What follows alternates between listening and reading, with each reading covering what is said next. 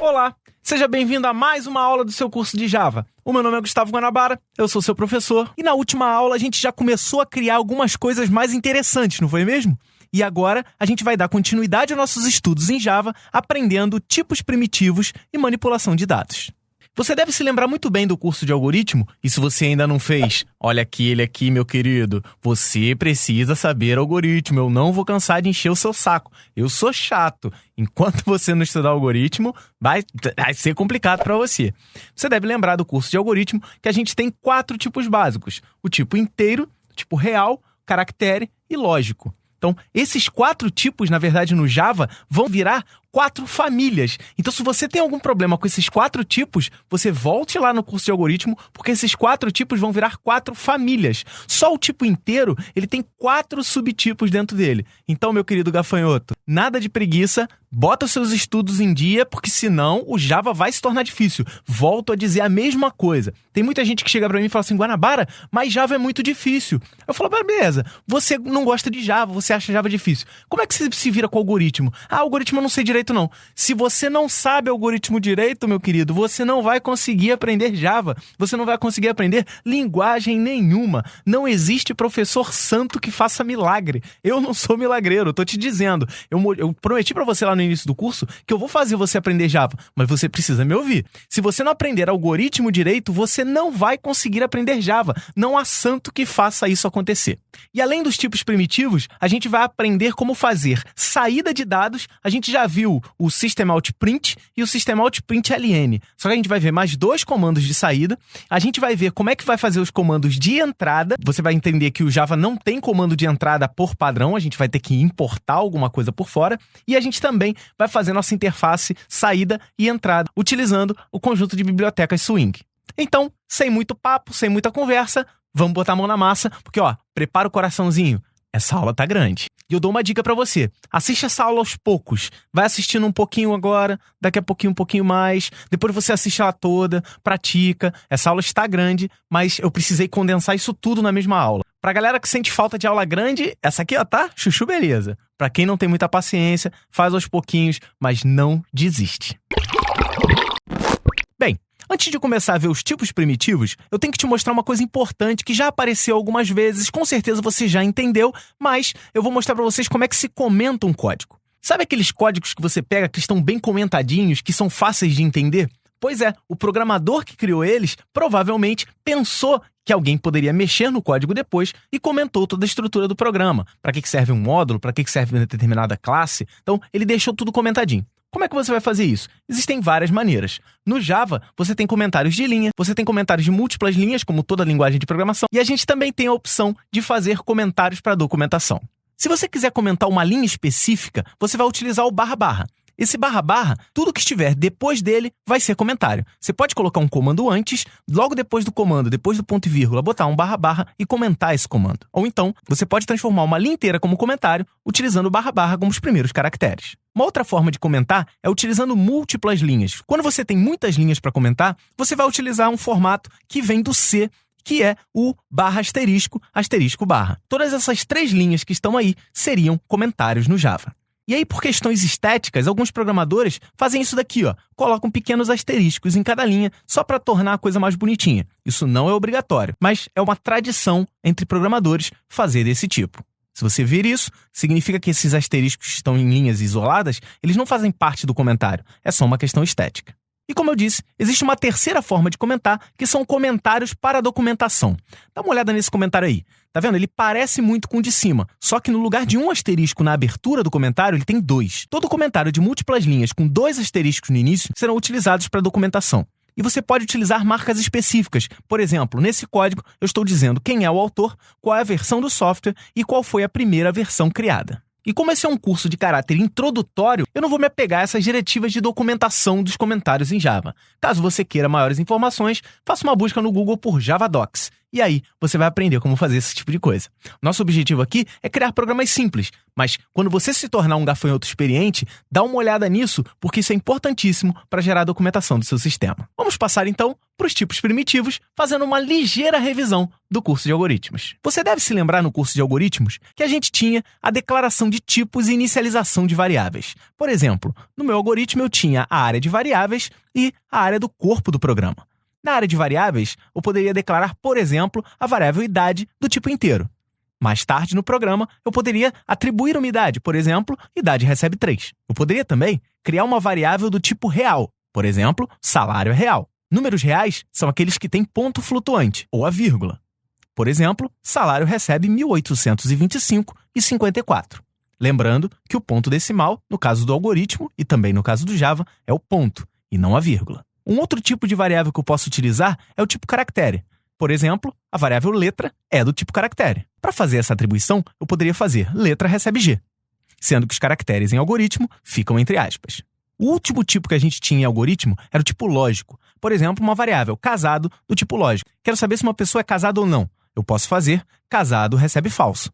Isso é, a pessoa não é casada. E como eu falei, isso é uma breve revisão. No curso de algoritmos, eu vi cada um desses tipos, vi vários exemplos. Então, se você não lembra desses 4, volta, curso de algoritmo, você volta lá, é uma playlist. Aqui você vai ter acesso a todas essas informações sobre os 4 tipos primitivos, que, volto a dizer, viram 4 famílias no Java. E por falar em Java, você deve estar se perguntando aí na sua cabecinha gafanhótica: mas, Guanabara, como é que eu faço para fazer essas 4 declarações por início dentro de um código Java? E eu te respondo. Existem 3 maneiras básicas. Existem mais de 3, mas 3 são básicas. Eu vou te mostrar cada uma delas. Veja com atenção. Vamos, por exemplo, fazer a atribuição da variável idade recebe 3 que você está vendo aí do lado esquerdo da tela. Existem 3 maneiras de fazer. A maneira mais simples é assim: int idade recebe 3. Simples. Eu boto int, que é uma referência a integer, ou inteiro, idade, que é o nome da variável, recebe 3. Isso é, eu já faço a declaração e a atribuição no Java. Molezinha, né?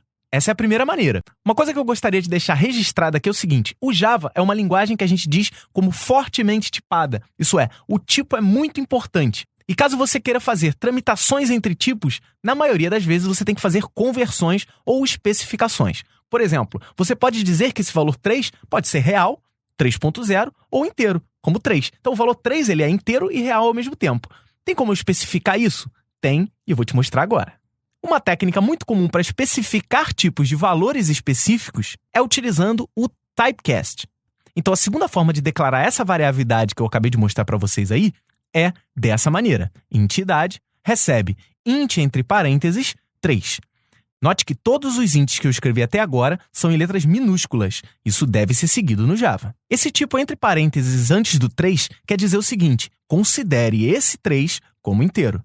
O nome que se dá a isso é typecast. E se você se lembra muito bem e você fez o curso de PHP, deve recordar que também existem typecasts em PHP. A terceira e última maneira é utilizando classes.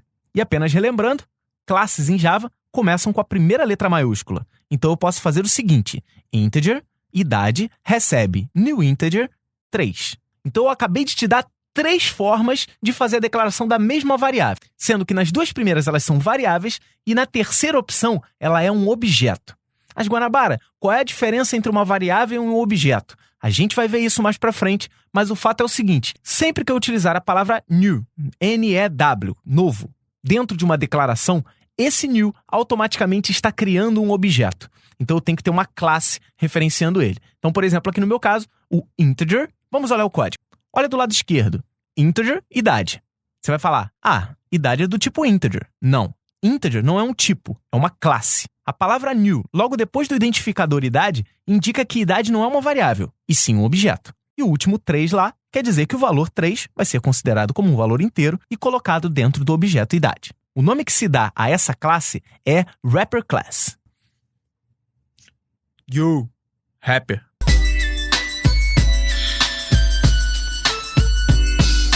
Não é bem rapper, é wrapper, que quer dizer invólucro.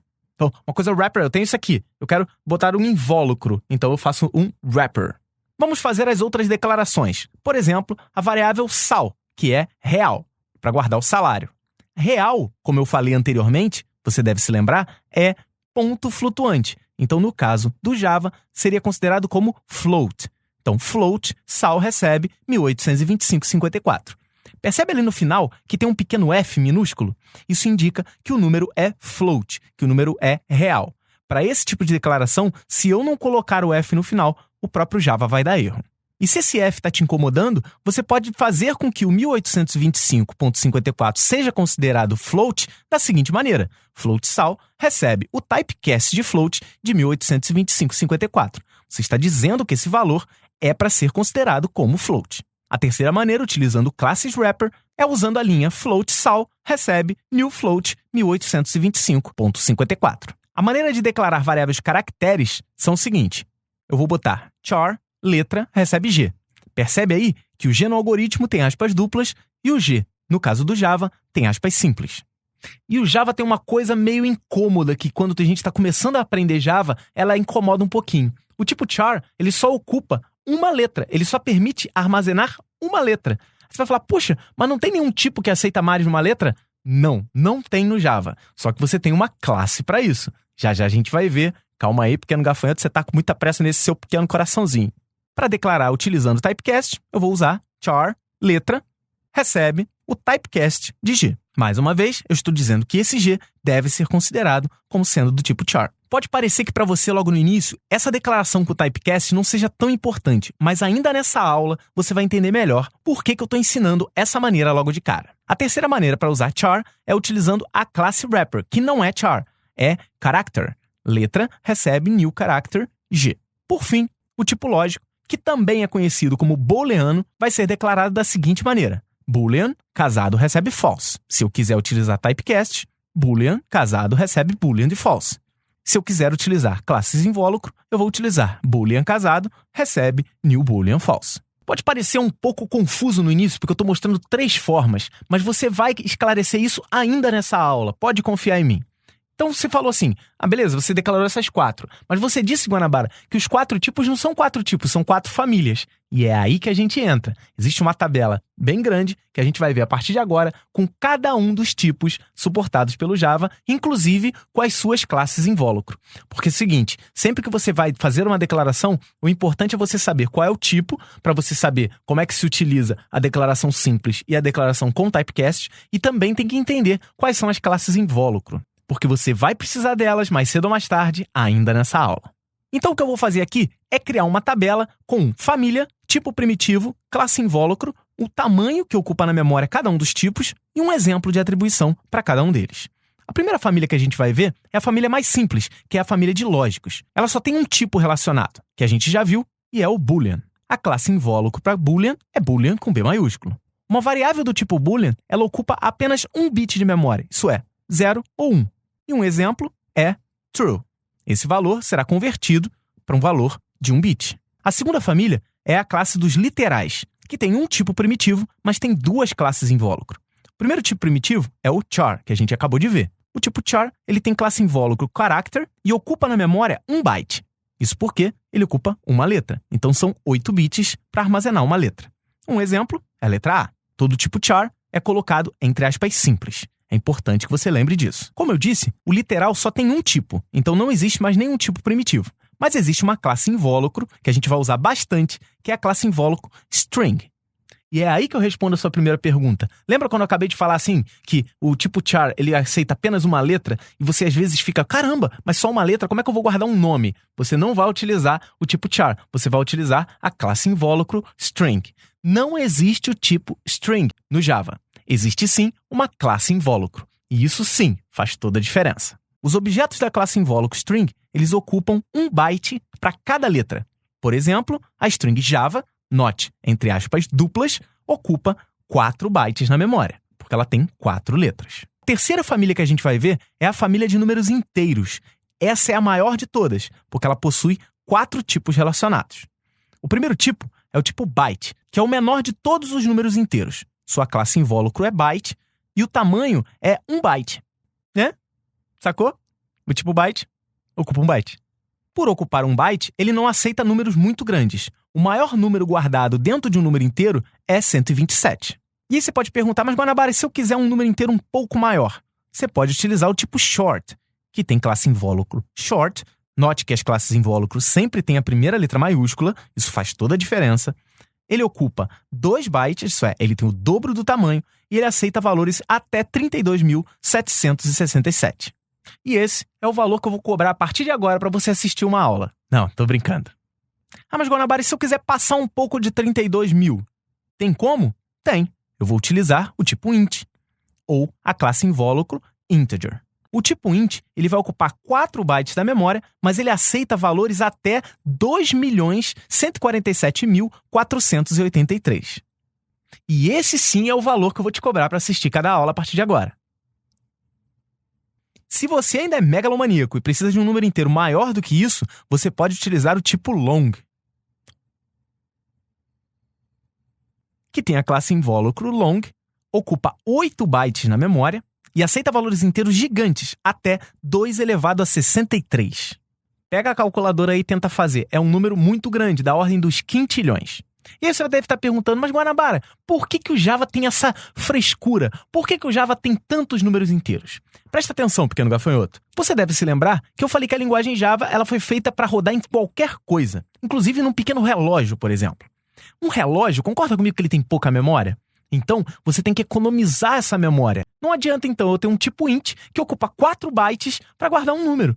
Pode ser que a memória do meu dispositivo seja pequena e eu não precise guardar um número tão grande. Então, essa é a necessidade de tantos tipos primitivos. Você tem que saber economizar memória para criar um bom aplicativo em Java.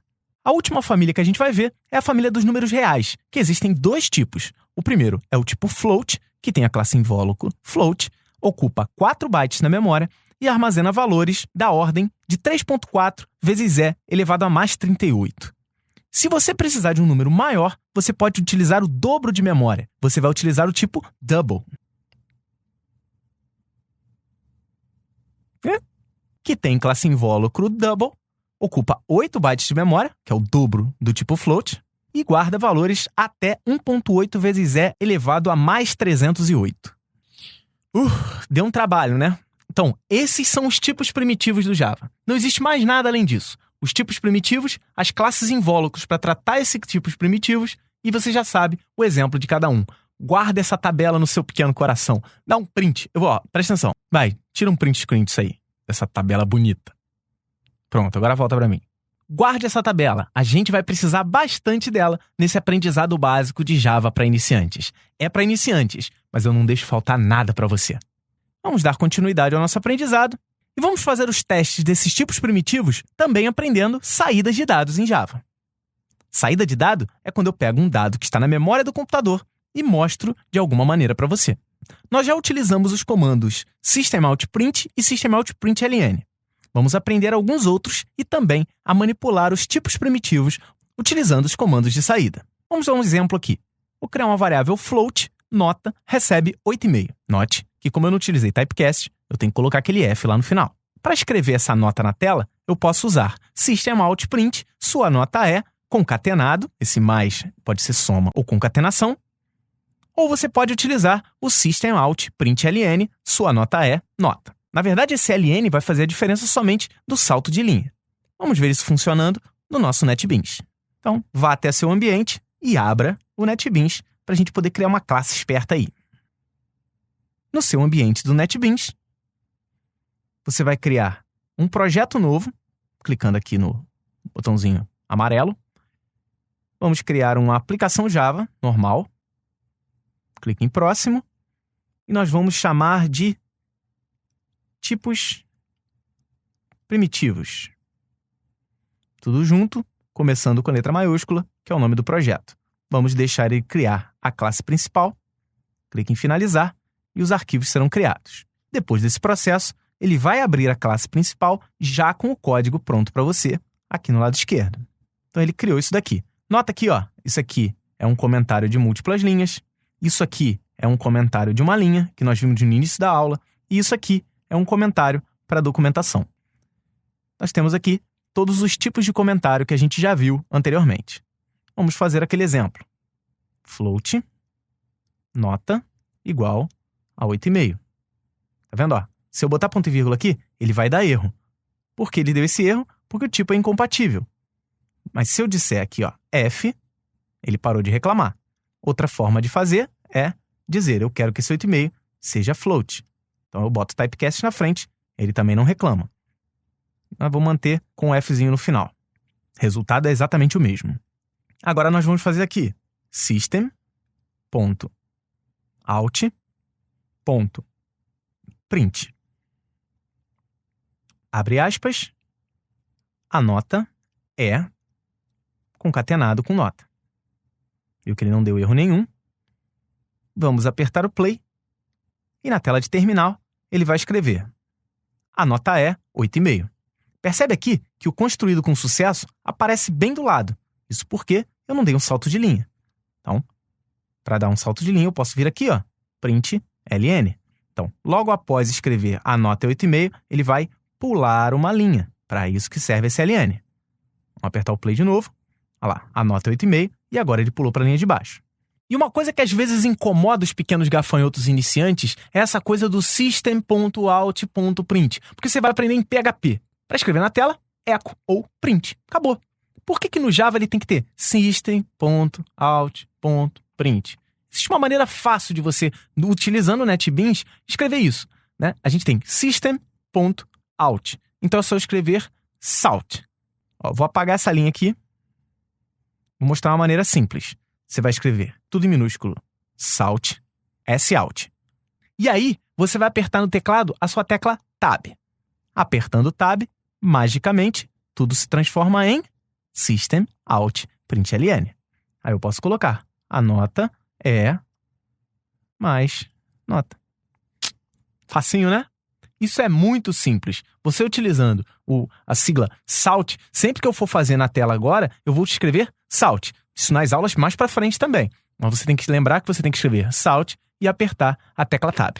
Então, esses são os dois tipos básicos para você escrever na tela. Mas não existem só esses dois. Eu vou mostrar mais dois. O próximo é o System Out Printf. Esse F é de formatado. É uma impressão formatada. E aí você vai olhar. Sua nota é %.2f, nota. Confundiu muito? É fácil. Presta atenção que você vai entender. Basicamente, como funciona a coisa? Eu vou transformar isso aqui para um printf. Então, ele é um print formatado. E eu vou fazer o seguinte, ó, vou deixar só aspas.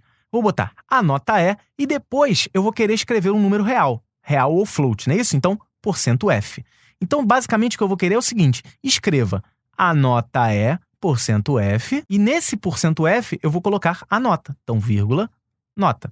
Basicamente, essa nota vai se encaixar nesse %f. Se eu quiser formatar esse f para ter, por exemplo, 2 casas decimais, então eu boto entre o % e o f, .2. Olha como vai ser o resultado.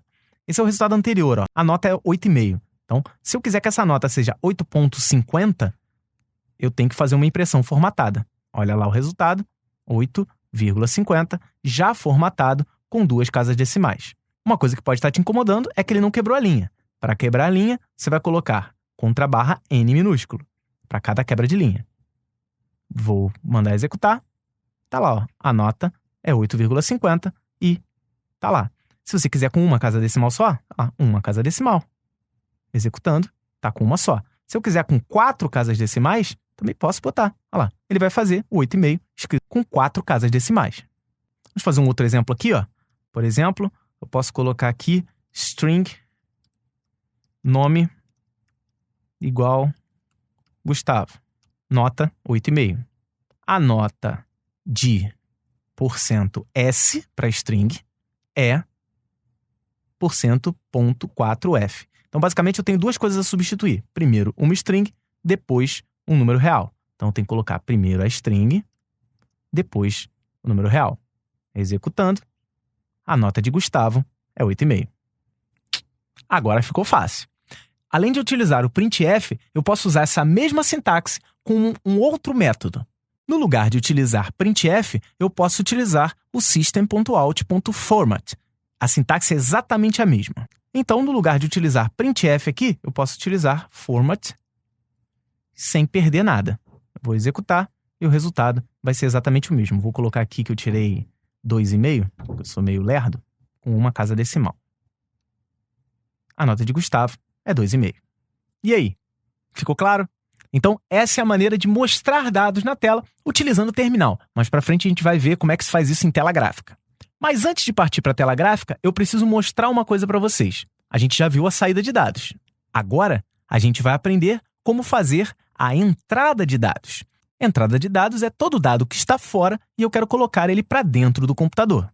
Normalmente, utilizando o teclado. E aí eu preciso te lembrar de um pequeno detalhe. O Java é uma linguagem como se fosse um carro popular. Ele não tem nada, ele vem pelado. Inclusive, ele já vem com os comandos de saída de dados, mas não vem com nenhum comando de entrada de dados.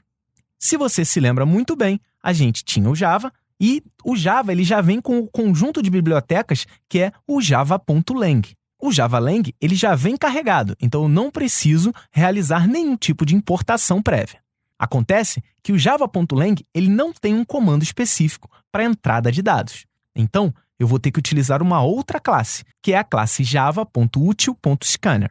E como essa não é carregada automaticamente, você vê aí que só o java.lang é carregado como padrão, e esse agora que eu quero é o java.util. Então, eu preciso dar um import nessa classe. Uma vez importado, para eu ativar essa classe, eu vou precisar criar um objeto. Então, eu vou utilizar o comando scanner, vou colocar um nome de um objeto qualquer, vou chamar de teclado, por exemplo, recebe new scanner. Entre parênteses, eu vou passar o que ele vai escanear, o que ele vai ficar monitorando. Se o system.out é a saída do meu dispositivo, o system.in é a entrada dele. Vamos ver como fazer isso na prática. Então, basicamente aqui, eu vou querer ler o nome e ler a nota do cara aqui e permitir que o usuário digite isso. Então, basicamente, eu não preciso fazer a importação aqui em cima, você vai ver que ela vai ser automática, mas presta atenção. Eu vou botar aqui, ó, scanner,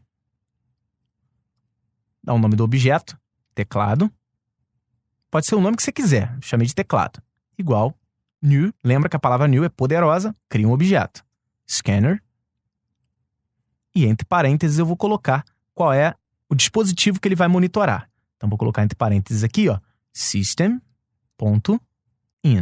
Isso é, ele vai monitorar a minha entrada padrão. Percebe aqui que ele ficou sublinhado o scanner. Significa, ó, passa aqui em cima da lâmpada, que esse símbolo não foi encontrado. Clica nela e aí você vai ter um comando que é o adicionar a importação a java.util.scanner. Perceba que quando eu clicar, ó, ele já veio aqui e colocou aquela linha sozinho para mim. Viu como é que é simples utilizando o NetBeans? Então, assim, né, quando as pessoas chegarem para você e falarem assim, você programa utilizando o NetBeans, por que você não programa utilizando o Notepad ou qualquer outra ferramenta mais simples? Cara, o NetBeans é de graça, é oficial, é recomendado pela própria Sun, pela própria Oracle, né, que agora é a detentora dos direitos da linguagem, e não é vergonha nenhuma, cara. Ele te ajuda na hora de criar seus programas. A partir de agora, eu quero que esse nome seja lido. Então, no lugar de atribuir a Gustavo, eu vou fazer o seguinte, eu acabei de criar um objeto teclado, então, string nome, recebe teclado, ponto, aí eu vou utilizar o método next line. Percebe aqui, ó, ele já tentou completar para mim, eu estou usando a seta do teclado, parando em next line e apertando. Então, eu já fiz aqui para o nome. Vou fazer a mesma coisa para a nota. No lugar de colocar 2,5 direto, eu vou fazer o meu teclado ler um next float, que é para ler um número real. No fim, ele vai me mostrar a nota de fulano e a nota do cara. Vamos ver lá. Aperto o play, que no caso ele está parado, ele está esperando eu digitar um nome, Gustavo. Dei Enter, vou botar a nota, 7. Dando Enter, a nota do Gustavo é 7. E ficou faltando alguma coisa, né? Ficou faltando um pouquinho de interatividade. Eu vou dar um pouquinho de interatividade de uma maneira simples, mostrando mensagens na tela. Antes de ler o nome, eu vou fazer o seguinte, ó. Vou dar um salt aqui. Em vez de println, vou dar print. Vou colocar digite o nome do aluno. 2 pontos. Antes de ler a nota, também vou fazer system.out, sem o ln. E vou colocar digite a nota do aluno. Vamos executar. Note agora, ó, digite o nome do aluno. Eu vou digitar aqui, José. José tirou 4. Que vergonha, José. Dá Enter, a nota de José é 4. Viu como é que é feita essa interatividade? Bem legal, né? E existem vários métodos para você ler valores de tipos diferentes. Por exemplo, se você quiser utilizar esse objeto teclado que a gente acabou de criar para ler um número inteiro, você vai botar int idade recebe teclado.nextInt, por exemplo. Então, nextInt é o método do objeto teclado para ler um número inteiro. Nós podemos utilizar o nextFloat para números reais, nextDouble também para números reais, a gente tem o nextShort, o nextByte, a gente tem todos os tipos. Para ler string, você vai utilizar a classe invólucro string e utilizando o método nextLine, como a gente fez anteriormente. Quer uma dica? Vai aí no teu NetBeans, que eu tenho certeza que você está digitando, bota aí teclado, bota o nome do objeto que você colocou, ponto, next e espera. Vai aparecer uma lista de todos os métodos disponíveis para leitura de todos os tipos primitivos. E uma das coisas que pode estar te incomodando agora é o seguinte: pô, Guanabara, tá no terminal, tá feio, né? Você prometeu para mim que ia ficar bonitinho. Calma, pequeno gafanhoto. Vamos fazer ficar bonitinho ainda nessa aula. Eu falei que essa aula é grande. Antes de partir pro swing, e essa frase ficou um tanto esquisita, eu preciso mostrar mais uma coisa para vocês. Como eu falei anteriormente, a linguagem Java é fortemente tipada. E às vezes, se você não souber trabalhar direito com isso, os tipos começam a brigar entre eles. Começa a ter um pequeno UFC entre tipos. E existe uma grande incompatibilidade entre valores numéricos e valores string. A gente vai aprender como resolver isso agora. Sim, pequeno gafanhoto, existe uma grande briga aí entre tipos no Java. Existe uma incompatibilidade muito grande entre números e string. Vamos ver um exemplo prático disso. Basicamente, vamos considerar a seguinte atribuição. Int idade recebe 30. Então, eu acabei de criar uma variável idade, que é do tipo inteiro, e ela vai receber 30. Vamos criar agora um objeto string. Vamos fazer string valor recebe idade. Isso é, eu estou tentando fazer com que idade, que é um número inteiro, entre numa string. Na maioria das linguagens, isso é possível. Vamos ver no Java. No NetBeans, eu vou fechar essa classe que eu acabei de criar e vou criar um novo projeto. Esse projeto eu vou chamar de teste tipos. Vou deixar criar a classe principal, finalizar. O processo foi criado e aqui eu tenho o meu método principal. Vamos fazer lá. Int idade recebe 30. Vamos fazer agora string valor recebe idade. Você vai ver que ele já deu incompatibilidades. Ó. Tipos incompatíveis. Int não pode ser convertido para string. E aí, você como um gafanhoto esperto vai falar, mas Guanabara, usa typecast. Vamos tentar usar typecast. Então, como eu disse anteriormente, se eu quiser que essa idade seja considerada como string, poderia colocar assim? Não funcionou. Posso colocar um typecast int? Também não funcionou. Então, basicamente, minhas tentativas foram frustradas. Eu não consigo fazer essa atribuição e eu também não consigo fazer essa atribuição. Até porque string não é um typecast, ele é uma classe invólucro. A maneira correta de fazer isso é utilizando classes invólucro, mas não como typecast. A maneira correta é fazendo isso aqui.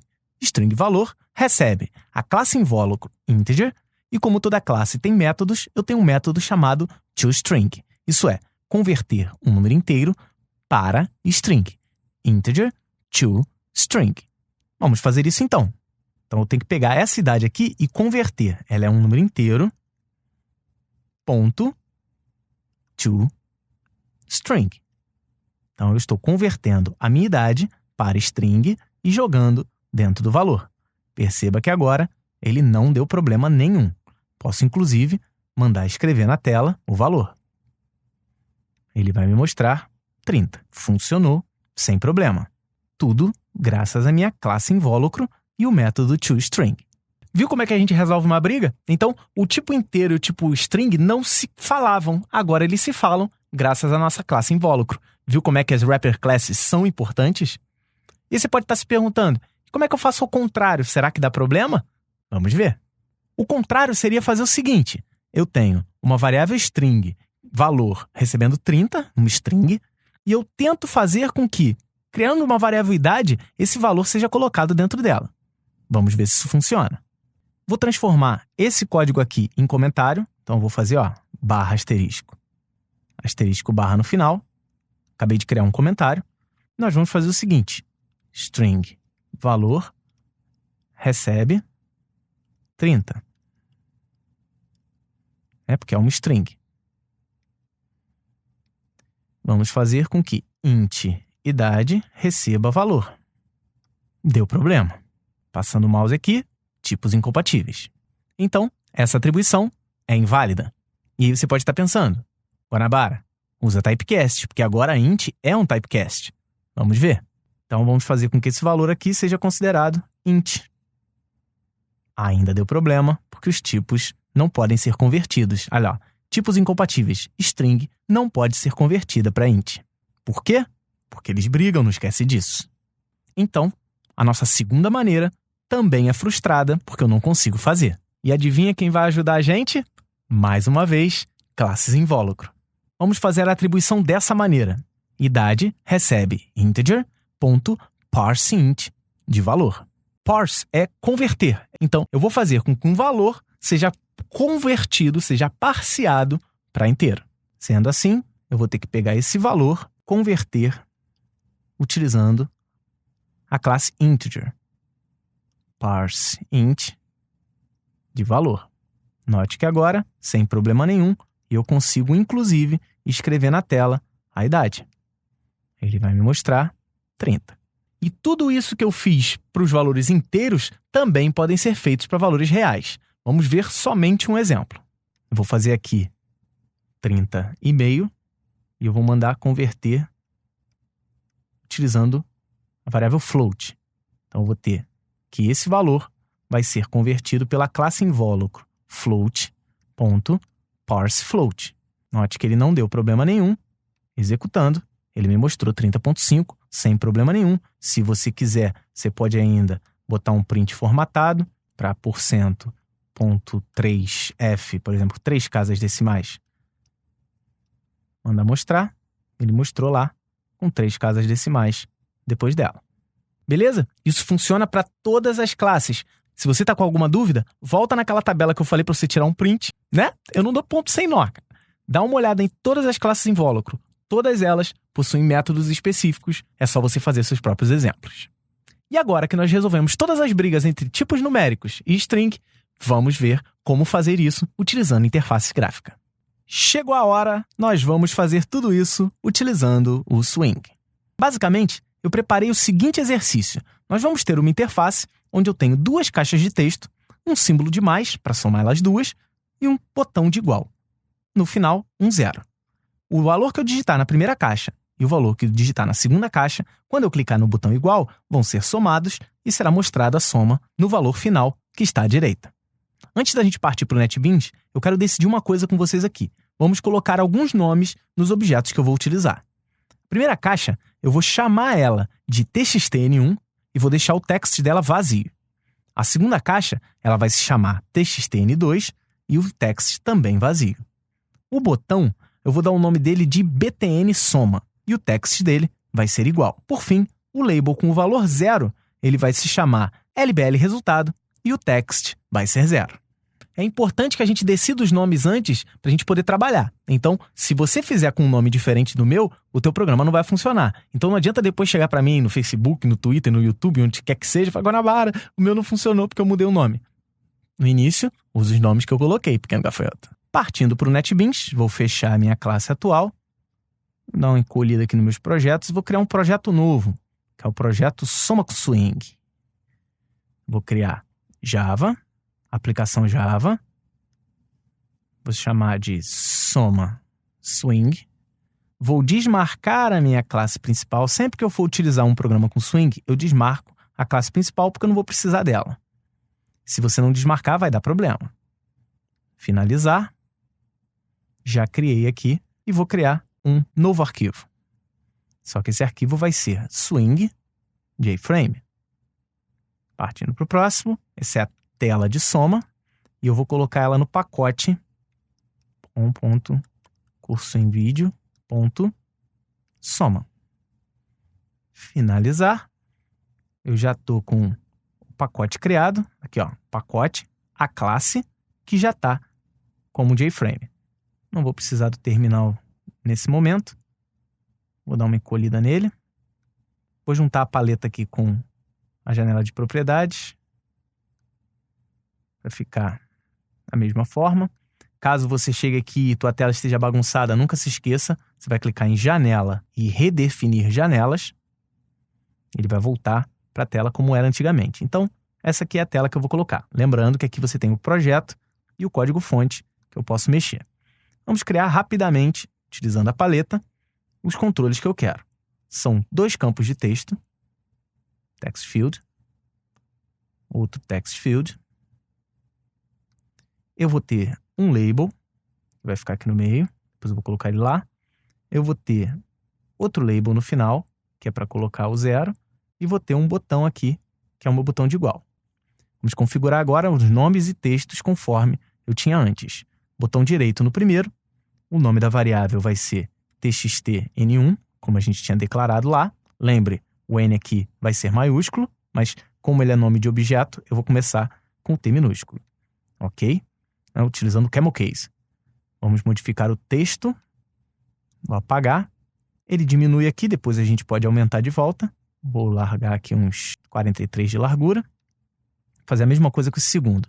Alterar o nome da variável, txt_n2. Vou alterar o texto dele, editar texto, apago. Ele diminuiu, fazer ele ficar do mesmo tamanho. 43. Fazer o label agora. O label. Vamos editar só o texto. O nome pode ficar o nome padrão dele. Não há problema nenhum. Nós não vamos utilizar esse mais para nada, só para apresentar para o usuário o que é isso. Colocar o botão aqui. O nome da variável vai ser btn soma. E o texto vai ser igual. Uma pequena reduzida para ficar bonitinho. E vou colocar o segundo label aqui, o último. Alterar o nome da variável, lbl soma. Ok. E o texto vai ser 0. Então, agora eu já tenho a minha interface configurada. Vou só reposicionar os controles aqui mais ou menos. Modificar o tamanho da tela. E já estamos prontos. Beleza? O que a gente fez até agora foi só desenhar a interface utilizando o NetBeans, que facilita a nossa criação de telas Swing. Basicamente, o que eu tenho que fazer agora é criar o meu evento. O usuário do meu programa vai digitar o primeiro valor na primeira caixa, o segundo valor na segunda e vai clicar em igual. Quando eu clicar em igual, eu vou disparar o evento de soma dos 2 valores. Então, o que eu tenho que programar é o botão, não as caixas de texto. Vou clicar com o botão direito no botão, que é quem vai receber o evento. Vou escolher evento, vou para Action e Action Performed, que é a ação performada, que é a ação executada. Ele vai criar aqui, ó, btn soma Action Performed. Vou começar a programar.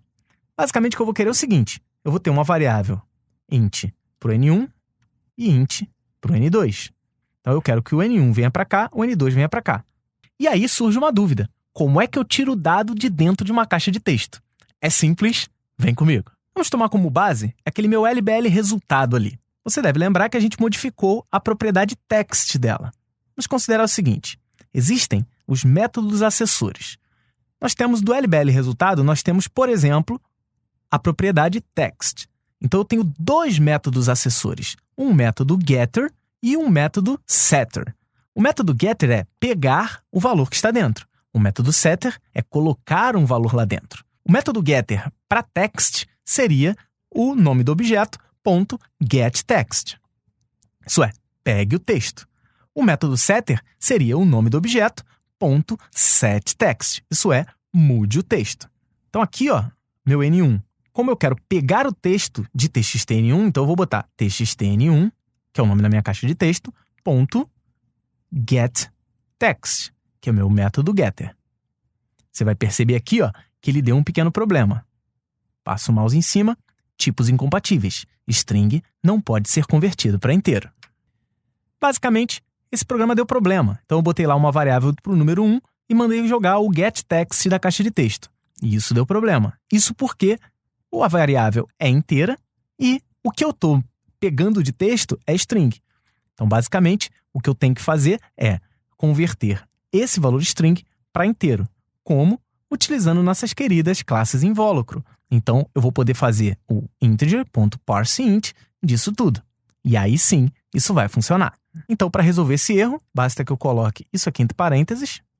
E antes do parênteses, eu coloque integer.parseInt. Pronto, resolvido, sem estresse, sem problemas. Vamos fazer a mesma coisa para N2. txt n2.getText. O comando acaba ficando grande, mas depois é simples de você entender. É porque ele é um comando com conversão. Vou criar uma variável inteira S para somar. Vai ser N1 mais N2. No início, a gente ainda não viu os operadores, mas você sabe que mais soma. Na próxima aula, a gente vai ver mais operadores. Vamos agora mostrar o S na tela.